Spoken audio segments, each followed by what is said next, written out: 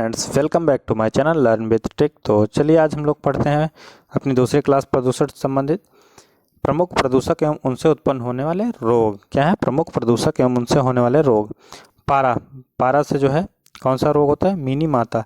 ये अभी MP TET में जो है 18 नवंबर को जो है क्वेश्चन आया हुआ था। मिनी माता रोग पारा किसकी कमी से जो है मिनी माता रोग होता है, या पूछा था कि पारा की कमी से कौन सा रोग होता है, तो मिनी माता रोग होता है। आर्सेनिक की कमी से ब्लैकफुट नामक रोग होता है। क्या होता है? ब्लैकफुट नामक रोग होता है। फ्लोराइड की कमी से नॉक नी संलक्षण होता है। क्या? Knock knee संलक्षण। नाइट्रेट की कमी से ब्लू बेबी सिंड्रोम नामक रोग होता है। ब्लू बेबी सिंड्रोम रोग किसके कमी से होता है? नाइट्रेट की कमी से। कैडमियम की कमी से इटाई नामक रोग होता है। क्या? इटाई। एस्बेस्टस की कमी से फेफड़े का कैंसर होता है। क्या? फेफड़े का कैंसर होता है एस्बेस्टस की कमी से। बेंजीन की कमी से ल्यूकेमिया का कैंसर होता है। क्या होता है? ल्यूकेमिया का कैंसर। एनिलीन की कमी से मूत्राशय का कैंसर होता है। क्या? मूत्राशय का कैंसर होता है। तो आगे हम लोग देखते हैं अपनी क्लास को। प्रदूषण के सूचक क्या हैं? प्रदूषण के सूचक क्या हैं? वायु प्रदूषण के सूचक लाइकेन। वायु प्रदूषण का क्या सूचक है? लाइकेन है। सीवेज प्रदूषण के सूचक इकोलाई जीवाणु होते हैं। क्या? वायु प्रदूषण के सूचक लाइकेन। सीवेज प्रदूषण के सूचक इकोलाई जीवाणु। जल प्रदूषण के सूचक डायटम। क्या है? डायटम है। जल प्रदूषण को मापने की इकाई, जल प्रदूषण मापने के लिए इकाई क्या है? बीओडी है। क्या है? BOD, biological oxygen demand. Uttar Pradesh state में आया हुआ क्वेश्चन है। ध्वनि प्रदूषण मापने की इकाई क्या नाम है? डेसिबल है। ग्रेन मफलर संबंधित है किससे? ध्वनि प्रदूषण से। किससे? ध्वनि प्रदूषण से संबंधित है ग्रेन मफलर। डब्ल्यूएचओ यानी जिनेवा के अनुसार ध्वनि प्रदूषण का मानक क्या है? 45 डेसिबल। गंगा एक्शन प्लान की शुरुआत हुई थी 1985 ईस्वी से। कब? 1985 से। भारत में मृदा अपरदन की सर्वाधिक समस्या चंबल घाटी के बीहड़ क्षेत्र में जो है मृदा अपरदन की सर्वाधिक समस्या का चंबल के बीहड़ क्षेत्र में है। मृदा अपरदन को रोकने के लिए वृक्षारोपण, मेड़बंदी, हानिकारक कीटनाशकों को प्रतिबंध, जैव उर्वरक एवं कार्बनिक खादों को जो है प्रोत्साहन देना चाहिए। प्रदूषण दूर करने के लिए उपयोगी वृक्ष कौन कौन से हैं? प्रदूषण दूर करने के लिए जो है उपयोगी वृक्ष कौन कौन से हैं, तो इसके बारे में हम लोग देखते हैं।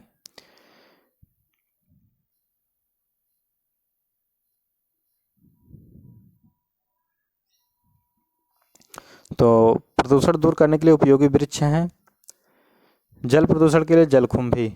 प्रदूषण दूर करने के लिए उपयोगी वृक्ष। धूल प्रदूषण के लिए सहजन या नीम। जल प्रदूषण के लिए जलकुंभी है। वायु प्रदूषण के लिए बोगनवेलिया है। ध्वनि प्रदूषण के लिए सीता अशोक है। तो आगे हम लोग देखते हैं फिर। सूर्य से आने वाले हानिकारक परावैंगनिक किरणों को आने से रोकता है ओजोन परत जो है रोकती है। ओजोन क्षरण के लिए सर्वाधिक उत्तरदायी क्लोरोफ्लोरोकार्बन है। क्या? क्लोरोफ्लोरोकार्बन। ओजोन परत की मोटाई नापने के लिए डॉप्सन इकाई का प्रयोग करते हैं। ओजोन संरक्षण के लिए मॉन्ट्रियल प्रोटोकॉल समझौता कब हुआ था? 16 सितंबर 1987 ईस्वी को। कब? 16 सितंबर 1987 को हुआ था। ओजोन संरक्षण दिवस मनाया जाता है 16 सितंबर को मनाया जाता है। ओजोन परत की सर्वाधिक मोटाई कब होती है? ग्रीष्म ऋतु में। कहाँ पे? श्रीनगर में। ओजोन परत की न्यूनतम इकाई जो है वर्षा ऋतु में त्रिवेंद्रम यानी केरल में होती है। तो आगे बढ़ते हैं हम लोग। ये ओजोन परत का एक फिगर के माध्यम से दिखाया गया ओजोन परत है।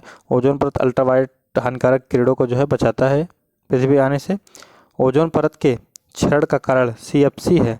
ओजोन संरक्षण दिवस 16 सितंबर को मनाया जाता है। ओजोन की मापने की इकाई क्या कहते हैं? डॉप्सन कहते हैं। ओजोन परत जो है समताप मंडल में जो है पाई जाती है। आगे देखते हैं। और ओजोन परत को बचाने के लिए पहला अंतर्राष्ट्रीय सम्मेलन मॉन्ट्रियल प्रोटोकॉल कब हुआ था? 16 सितंबर 1987 को हुआ था। ओजोन छिद्र मानी जाती है 200 डेसिबल यूनिट के नीचे, 200 DU के नीचे पाई जाती है। ओजोन परत को सर्वाधिक नुकसान किससे हुआ है? दक्षिणी ध्रुव से जो है ओजोन परत को जो है सर्वाधिक नुकसान दक्षिणी ध्रुव के द्वारा जो है हुआ है। नेक्स्ट हमारा वायु प्रदूषण जो है कार्बन मोनोऑक्साइड। वायु प्रदूषण किसके द्वारा जो है सर्वाधिक? Carbon monoxide. Global warming carbon dioxide gas है। ओजोन परत CFC क्लोरोफ्लोरो के कारण जो है ओजोन इसका क्षरण होता है। अम्ल वर्षा सल्फर डाइऑक्साइड, भोपाल गैस त्रासदी, मिथाइल आइसोसाइनेट CH3NCO। नेक्स्ट हमारा उपयोगी तथ्य हैं। जल प्रदूषण में ऑक्सीजन की मापक को क्या कहते हैं? BOD के द्वारा जो है जल प्रदूषण की माप की जाती है।